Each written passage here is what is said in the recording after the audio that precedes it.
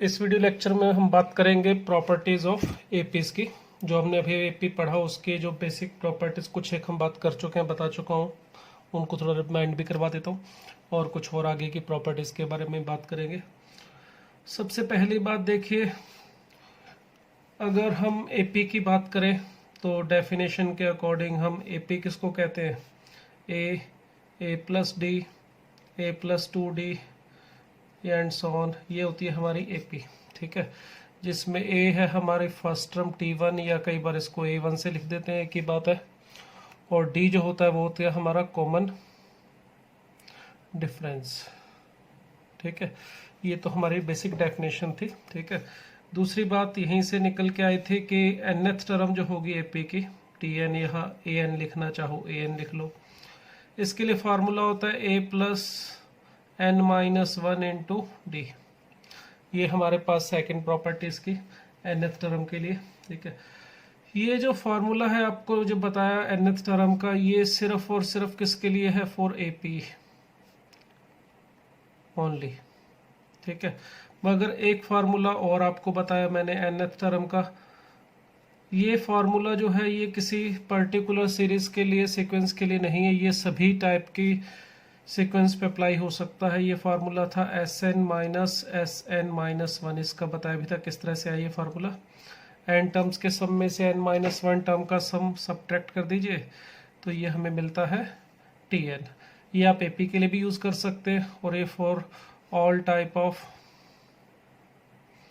Sequence के लिए भी यूज किया जा सकता है। ठीक है, ये हमारे पास फार्मूला था nth टर्म के लिए। ये बातें हम कर चुके हैं।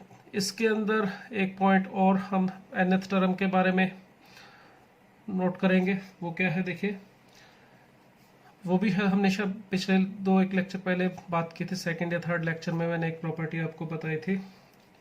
अगर nth टर्म किसी सीक्वेंस की लीनियर है, ए अल्फा n प्लस बीटा है, ठीक है, अगर Tn nth टर्म जो है वो अल्फा n प्लस बीटा है, यानी कि लीनियर है इन n, इसमें अल्फा और बीटा जो है वो हमारे कांस्टेंट्स है,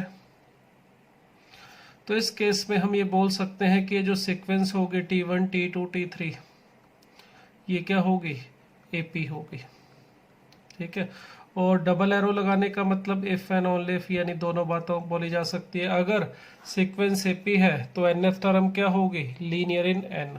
ठीक है, अगर हमें किसी सीक्वेंस का बोल दिया nth टर्म है 2n माइनस 3 या कुछ भी इस तरह से लीनियर इक्वेशन दे दी, tn दे दिया हमें 5n प्लस 4, कोई भी इस तरह से लीनियर पॉलिनोमियल n में देके बोल दिया कि ये किसी सीक्वेंस की nth टर्म है, तो हम बोल सकते हैं कि वो सीक्वेंस एपी होगी।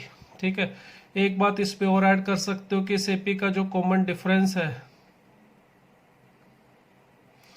वो भी हम सीधा सीधा बता सकते हैं इसको देख के, वो अल्फा यानी कि जो x का कोफिशिएंट होगा, सॉरी n का कोफिशिएंट होगा, ये हमारा कॉमन डिफरेंस होगा। अगर मतलब हमें ये nth टर्म दे रखी है किसी एपी में, तो उसका कॉमन डिफरेंस भी आप बता सकते हो 2 होगा, सीधा सीधा यहाँ से।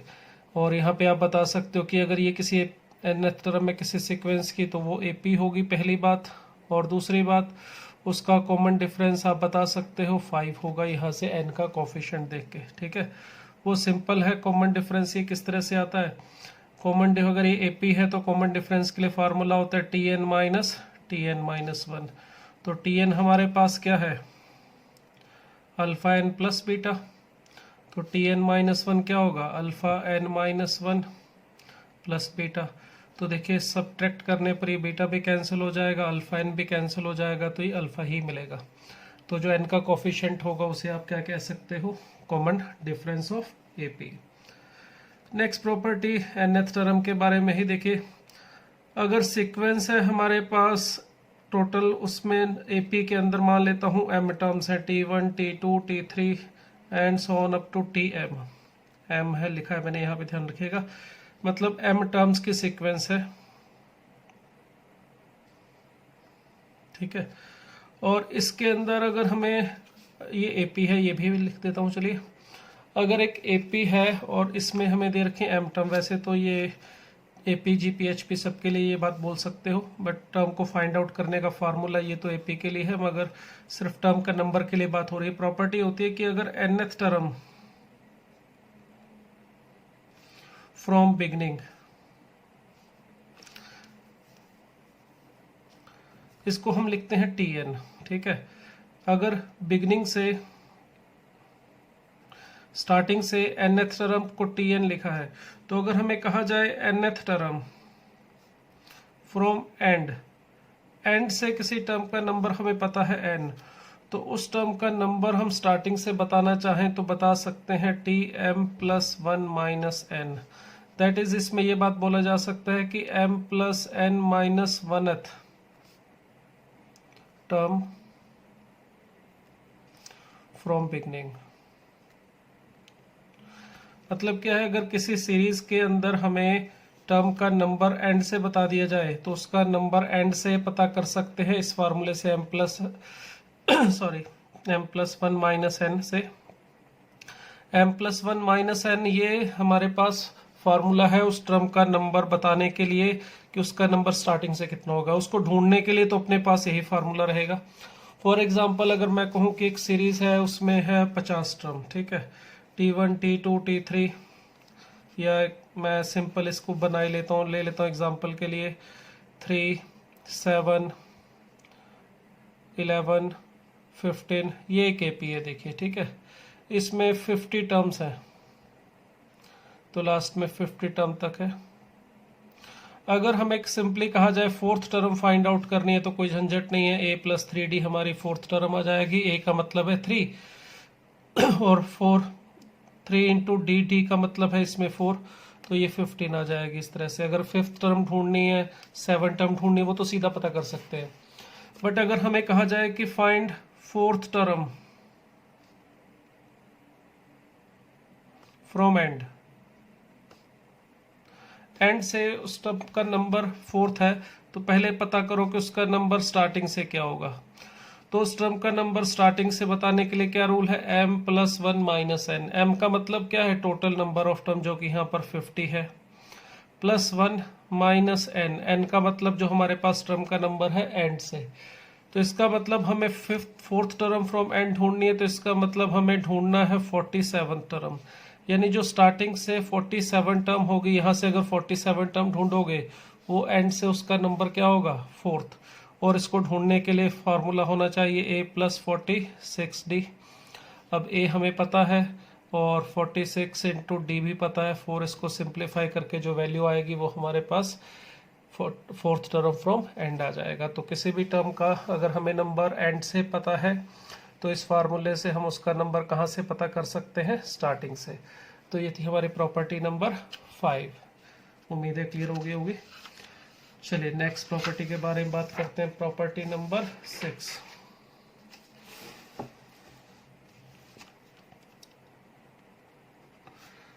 प्रॉपर्टी नंबर 6 क्या थी, nth टर्म का फॉर्मूला ही है एपी में। अगर हमें n टर्म्स का सम ढूंढना है, Sn का मतलब फर्स्ट n टर्म्स का सम, तो उसके लिए फॉर्मूला था n/2 2a plus n minus 1 into D. ये हमारा एक फार्मूला था और इसी को ही हम एक और तरह से भी लिख सकते हैं, n/2 a प्लस l, जिसमें l का मतलब होगा लास्ट टर्म। मगर यहाँ पे क्योंकि हम n टर्म्स की बात कर रहे हैं तो nth टर्म ही हमारी लास्ट टर्म होगी, तो tn यानी कि a plus n minus 1 into D, ये हमारा l होता है, ठीक है। तो ये हमारे पास nth टर्म के लिए फार्मूला था एपी में, जो हमने पढ़ा अभी लास्ट लेक्चर में। अब इसी से एक और प्रॉपर्टी बनती है, प्रॉपर्टी नंबर 7। प्रॉपर्टी नंबर 7 क्या कहती है कि अगर किसी सीक्वेंस में Sn जो है, sum of the first n terms, वो अगर alpha n square plus beta type का दिया हुआ है, beta n, alpha n square plus beta n, तो हम कह सकते हैं कि जो सीक्वेंस होगी tn सीक्वेंस, इसको सीक्वेंस को लिखने का ये तरीका होता है। इसका मतलब क्या होगा, t1 t2 t3, इस तरह से ये पूरी सीक्वेंस है, ठीक है। इसको लिखने का ये तरीका है, इज एपी। अगर सीक्वेंस एपी है तो उसकी जो nth टर्म होगी वो इस टाइप में आएगी, क्वाड्रेटिक आएगी, एन में, but alpha n square plus beta n type के आगे उसमें कांस्टेंट नहीं आता। अगर एन टर्म का सम, सॉरी एन टर्म्स का सम बोल रहा हूँ, गलती से एन टर्म बोल दिया होगा, एन टर्म्स का जो सम है वो alpha n square plus beta n type का होगा। अगर ये सम इस टाइप का दिया हुआ है किसी सीक्वेंस का, तो इसका मतलब वो सीक्वेंस एपी होगी। कारण बहुत सिंपल है, देखिए अगर एस एन है हमारा alpha n square plus beta n, यानी किसी सीक्वेंस के एन टर्म के सम के लिए फार्मूला है, तो आपको बताया था टी एन फाइंड आउट करने का formula S N minus one हर एक टाइप के सीक्वेंस पे लगाया जा सकता है। तो अगर यहाँ से इसको फाइंड आउट करें alpha n square plus beta n, इसमें से माइनस कर दीजिएगा alpha S N minus one ढूंढने का मतलब एन की जगह पर एन माइनस वन रख देते हैं, एन माइनस वन का square plus beta into n minus one. Clear. इसको सिंप्लीफाई करेंगे तो देखिए alpha n square plus beta n minus, यहाँ पे स्क्वायर खोल लीजिएगा तो alpha n square plus alpha minus two alpha n ये मिलेगा। इसी तरह से प्लस यहाँ पे बीटा एन माइनस बीटा ये मिल रहा है। तो देखिए अल्फा एन स्क्वायर से अल्फा एन स्क्वायर कैंसिल हो रहा है और बीटा एन भी कैंसिल हो जाएगा यहाँ पे बीटा एन से। तो nth टर्म जो हमें मिलेगी सिंप्लीफाई करके ये मिल रही है 2 अल्फा एन प्लस यहाँ पे बीटा और माइनस अल्फा, कुछ इस तरह से मिल रही है। यानी कि जो हमारी nth टर्म है वो कुछ इस टाइप की मिल गई है, A N plus B type की, यानी कि लीनियर मिल गई है एन में। तो आपको बताया अगर nth टर्म लीनियर हो तो वो सीक्वेंस क्या होगी, एपी। हमारी जो प्रॉपर्टी नंबर हमने इसमें पीछे की थी इसका नंबर था 4, कि अगर nth टर्म लीनियर होगी तो सीक्वेंस एपी होगी। तो देखिए अगर S n alpha n square plus beta n type का है तो उसके अंदर जो nth टर्म आ रही है वो हमारी लीनियर आ रही है। इसका मतलब जो सीक्वेंस है हमारी टी एन वो क्या होनी चाहिए, आर एन एपी या इज एपी। अब उल्टा तो सिंपली यहीं से क्लियर हो रहा है, अगर एपी है तो nth टर्म जो आपके पास एस एन का सम का ये फार्मूला, और ये देखिए ये a n square plus b n type का alpha n square plus beta n type का ही आएगा। तो रिवर्स तो अपने आप ही प्रूव हो चुका है इस फार्मूले से। और अगर ये एस एन है तो एपी होगी, एपी है तो एस एन जो आएगा आप चेक कर सकते हैं वो alpha n square plus beta n type का ही आता है। ठीक है, ये थी हमारी property number 7। Next property number है हमारी 8। बहुत ही सिंपल सी प्रॉपर्टी है ये तो। अगर 3 टर्म है ए बी सी, अगर ये एपी में है आर एन एपी, तो इनमें रिलेशन क्या होगा भाई, सिंपल सा, क्या second minus first is equal to third minus second, यानी बी माइनस सी। या यहाँ से इफ हटा के मैं इफ एंड ओनली इफ यहाँ लगा दूँ, एक ही बात है।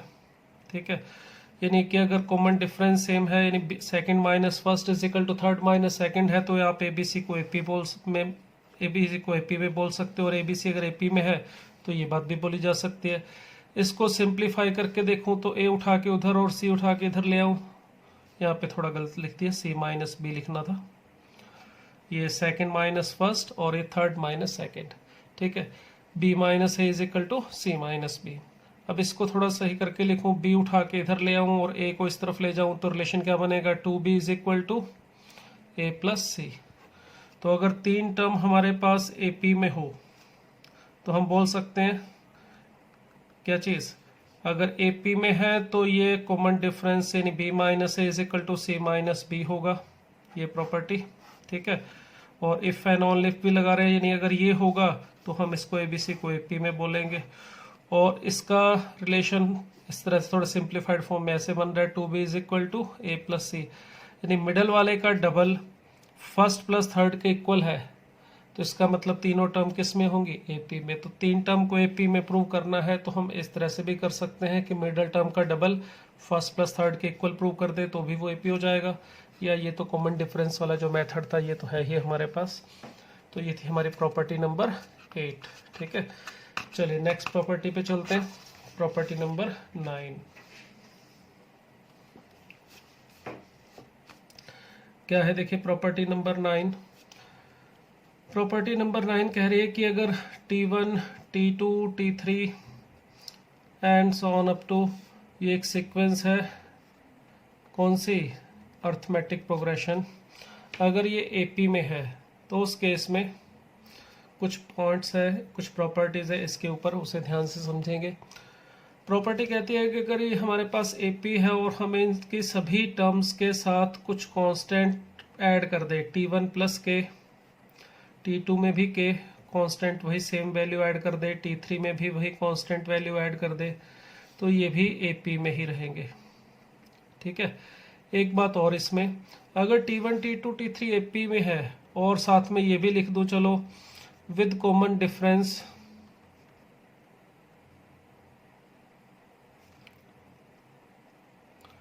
Is equal to D. अगर ये हमारे पास T1 T2 T3 एपी में है और कॉमन डिफरेंस है डी, तो हम ये कह सकते हैं कि ये भी एपी में होंगे और इसमें कॉमन डिफरेंस भी उतना ही रहेगा। ठीक है। अगर एपी में सभी टर्म्स में कोई कांस्टेंट ऐड कर दिया जाए के, तो वो एपी ही रहेगी और कॉमन डिफरेंस भी उतना ही रहेगा। क्यों रहेगा? कारण बहुत सिंपल सा है इसका। अगर मैं एपी लेता हूँ, चलिए ए प्लस डी जनरल के लिए कर लेते हैं एग्जाम्पल, भी हम स्टैंडर्ड वही नॉर्मल ले लेते हैं, कोई पर्टिकुलर वैल्यूज के लिए ले रहे, सभी के लिए प्रूव हो जाएगा। अगर ये हमारे पास टर्म है ए प्लस 3d, ये देखिए ये है एपी।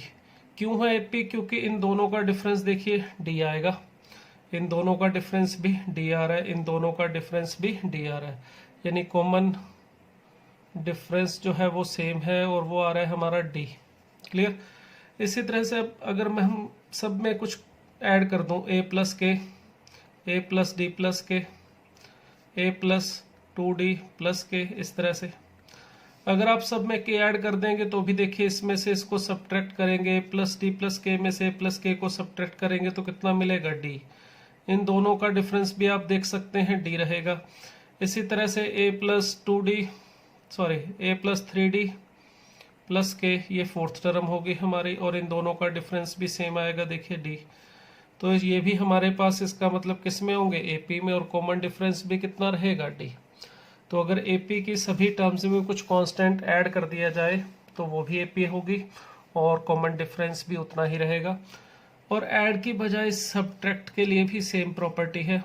अगर आप सभी में कुछ कांस्टेंट सब्ट्रैक्ट कर दें तो यहाँ पर वही चीज़ माइनस के में आ जाएगी, कोई फर्क नहीं पड़ेगा। ए प्लस डी माइनस के और ए माइनस के डिफरेंस लोगे तो डी ही आएगा। तो अगर एपी की सभी टर्म्स में कोई कांस्टेंट ऐड या सब्ट्रैक्ट किया जाए तो वो एपी ही रहती है और कॉमन डिफरेंस भी उतना ही रहता है। दूसरी बात, अगर सभी टर्म्स को किसी कांस्टेंट से मल्टीप्लाई कर दिया जाए, T3 इंटू के, इस तरह से, तो भी वो एपी ही रहती है। मगर कॉमन डिफरेंस जो है उस केस में थोड़ा चेंज होके के इंटू डी बन जाता है। जैसे अब ये एपी थी, अब इसकी सभी टर्म्स को मैं अगर मल्टीप्लाई करूं के से, तो जो नई सीक्वेंस मिलेगी देखिए, पहली होगी ए के, दूसरी क्या होगी? ए के प्लस डी के, ए के प्लस 2d के। हम क्या कर रहे हैं? इन सभी टर्म्स को मल्टीप्लाई कर रहे हैं के से।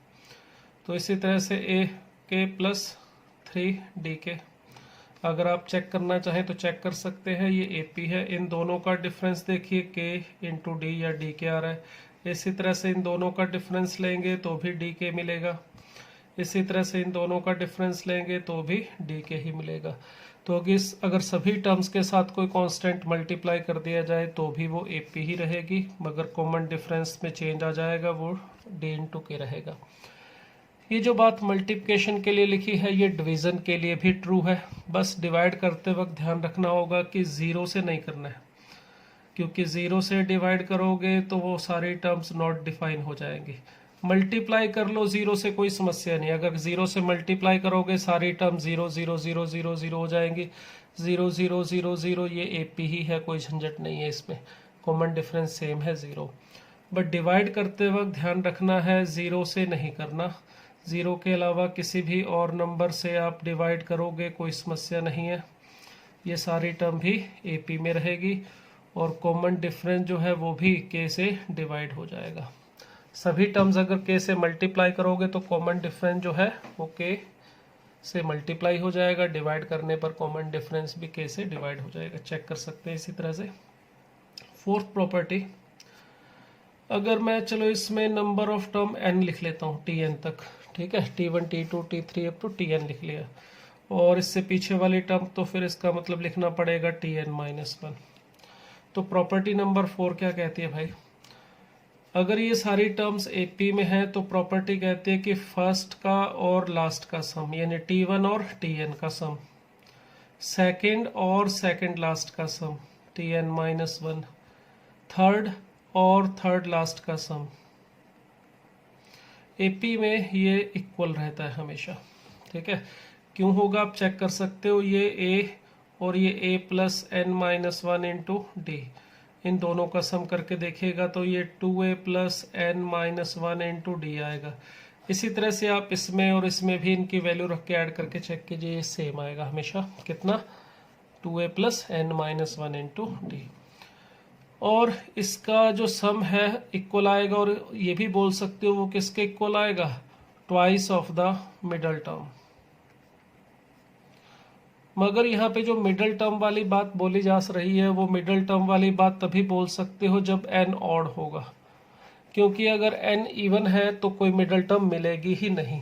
मतलब क्या है इसका, देखिए अगर मेरे पास सपोज करूँ मैं 5 टर्म्स हैं t1 t2 t3 t4 and t5, ये 5 टर्म्स अगर AP में है, ठीक है, तो प्रॉपर्टी के अकॉर्डिंग हम बोल सकते हैं फर्स्ट और लास्ट का सम t5 का सम किसके इक्वल होगा, सेकंड प्लस सेकंड लास्ट यानी t2 प्लस t4, और twice of the middle term.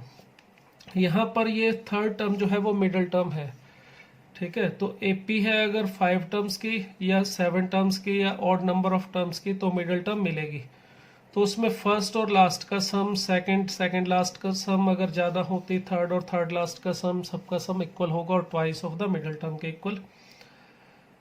But अगर नंबर ऑफ टर्म इवन होंगी, t1 t2 t3 t4 t5 और t6 ले लिया मैंने, ये AP है अगर, तो इस केस में भी प्रॉपर्टी तो अभी होल्ड करेगी, फर्स्ट और लास्ट का सम यानी कि t1 प्लस t6 किसके इक्वल होगा, सेकंड और सेकंड लास्ट का सम यानी t2 plus t5 is equal to third plus third last t3 plus t4। मगर अब यहाँ पे twice of the middle term वाली बात नहीं लिख सकते क्योंकि यहाँ पर अब कोई भी मिडल टर्म नहीं है। तो अगर AP है तो उसके अंदर ये प्रॉपर्टी होल्ड करती है। इसको आप ऐसे भी बोल सकते हो कि कोई भी टर्म, मान लो nth टर्म फ्रॉम या kth टर्म फ्रॉम स्टार्टिंग ले लो, या ऐसे बोल सकते हैं kth टर्म फ्रॉम बिगनिंग, ठीक है, plus kth term from and, ठीक है। इनका जो सम है ये हमेशा क्या रहेगा, कांस्टेंट, ठीक है।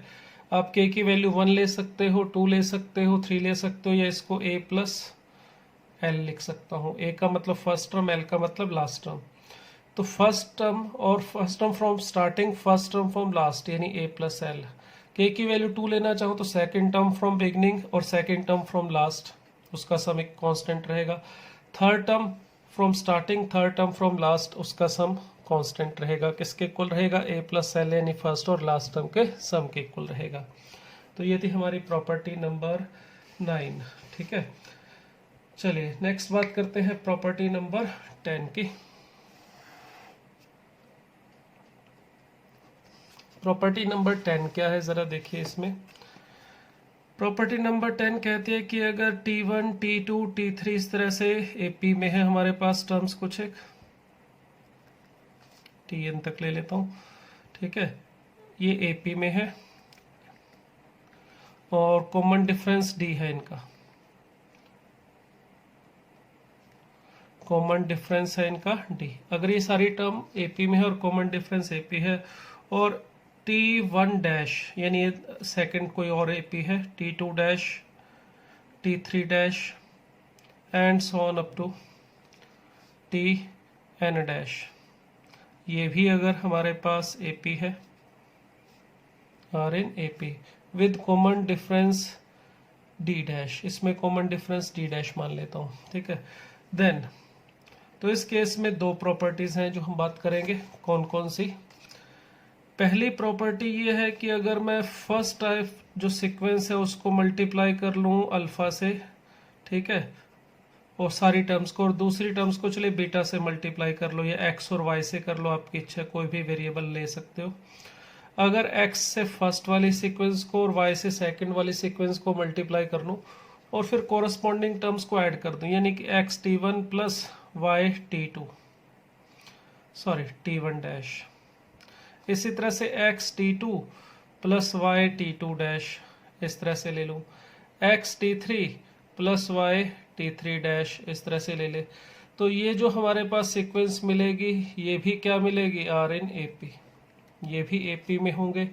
और कॉमन डिफरेंस जो होगा इस केस में वो कितना होना चाहिए?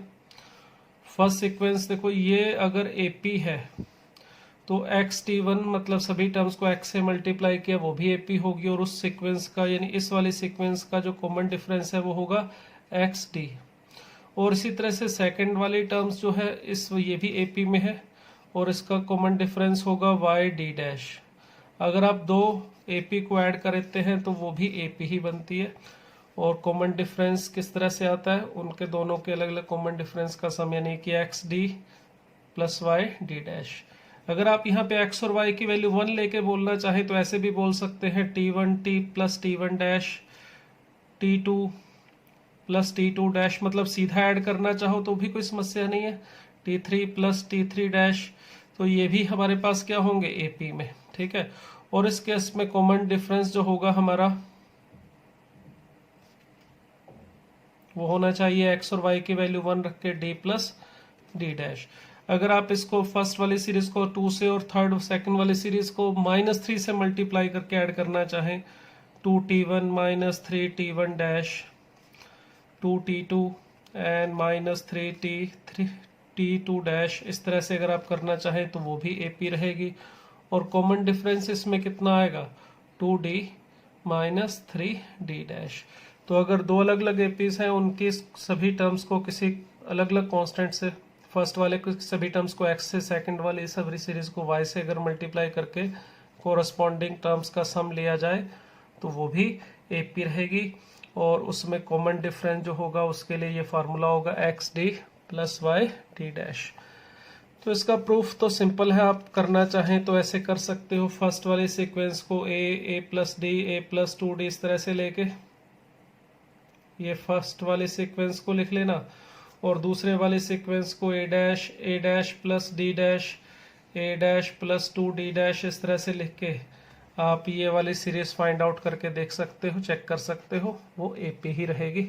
तो इसको वेरीफाई करना आप कर सकते हो, प्रूफ ही हो जाएगा, समझ लो। वेरीफाई किया तो एक तरह से इसका प्रूफ ही आ जाएगा, जो अभी आपको तरीका बताया उससे कर सकते हो। इसी में सेकंड प्रॉपर्टी है, इसी में मतलब यही जो हमारी प्रॉपर्टी नंबर 10 है इसी की बात कर रहे हैं। अगर ये सीक्वेंस हमारे पास T1 T2 T3 Tn ये AP में है, कॉमन डिफरेंस है D, और ये भी AP है और कॉमन डिफरेंस क्या है? D dash. तो इस केस में हमारी जो नेक्स्ट प्रॉपर्टी है वो प्रॉपर्टी क्या कहती है? कॉमन टर्म्स जो है, common terms of two APs also form AP। अगर दो सीक्वेंस में कॉमन टर्म्स लोगे वो भी AP बनाएंगे, एंड इट्स कॉमन डिफरेंस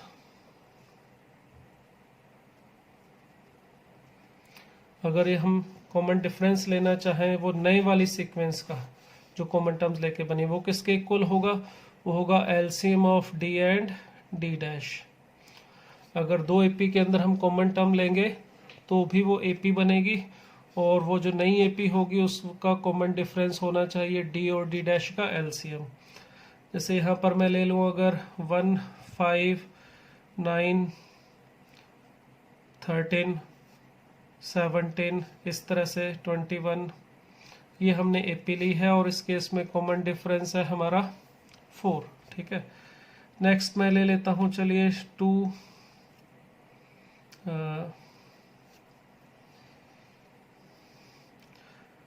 2 के बाद चलिए 8, 14, मगर ये इसमें तो कोई नहीं आएगा, एक काम कर थोड़ा बदल देता हूँ, 1 4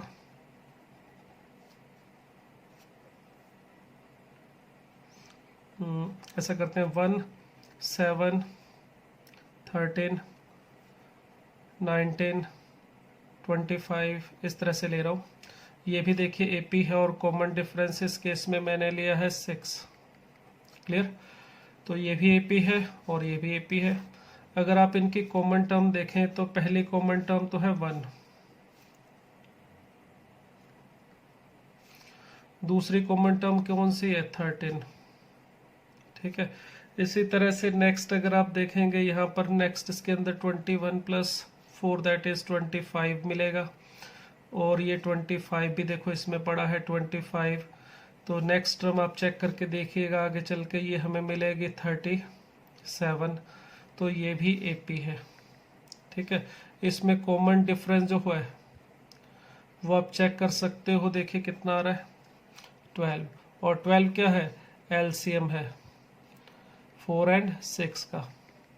तो अगर दो हमारे पास एपी हो उसमें कॉमन टर्म लें तो वो भी एपी बनाएंगे, और उसके अंदर जो कॉमन डिफरेंस होगा वो डी और डी डैश का एलसीएम होगा। तो ये हमने अभी प्रॉपर्टी की 12 प्रॉपर्टीज